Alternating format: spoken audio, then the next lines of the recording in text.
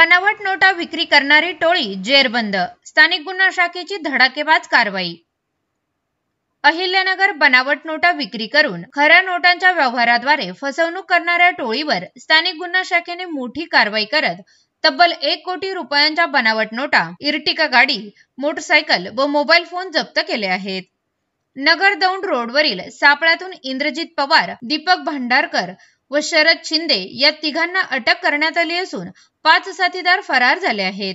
जप्त मुद्देमालामध्ये 9,57,000 रुपये किमतीचा हुबेहूब दिसणाऱ्या 500 रुपयांच्या नोटा, जप्त मुद्देमालामध्ये 9,57,000 रुपये किमतीच्या हुबेहूब दिसणाऱ्या 500 रुपयांच्या नोटा व भारतीय बच्चों का बँक अशा बनावट नोटांची मोठ्या प्रमाणावर बंडले मिळाली आहेत। अटक आरोपींनी कबुली दिली असून त्यांनी 2 दिवसापूर्वी कोपरगावात सुमारे 7 लाख रुपयांच्या बनावट नोटांचा व्यवहार केल्याचे सांगितले। पळून गेलेल्या आरोपीचा शोध सुरू आहे। या प्रकरणी भारतीय न्याय संहिता 2023 चे कलम 179, 180 व 3(5) अन्वये गुन्हा दाखल करण्यात आला आहे। पुढील तपास कोतवाली पोलीस करत आहेत।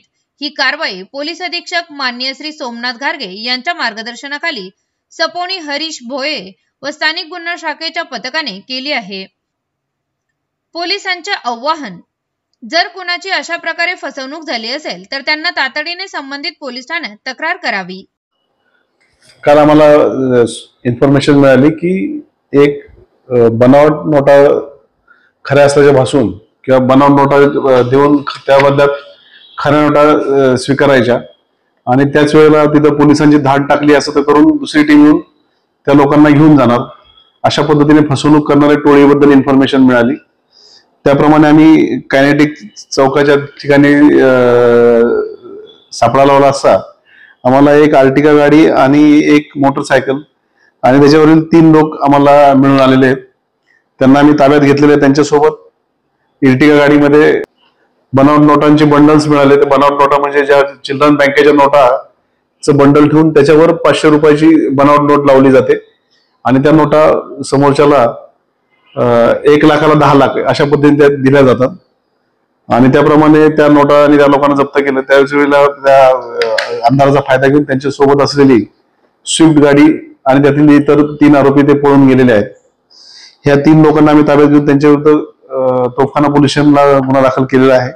या लोकांनी यापूर्वी अनेक लोकांना असं फसवलं असून काल परवाच त्यांनी कोपरगाव पोलीस स्टेशनच्या हद्दीत अशी फसवणूक केल्याचं त्यांनी आम्हाला सांगितलेलं आहे। तर याद्वारे मी सगळ्यांना आवाहन करतो की अशी जर कोणाची फसवणूक झाली असेल त्यांनी तोफखाना पोलीस स्टेशनशी संपर्क साधावा।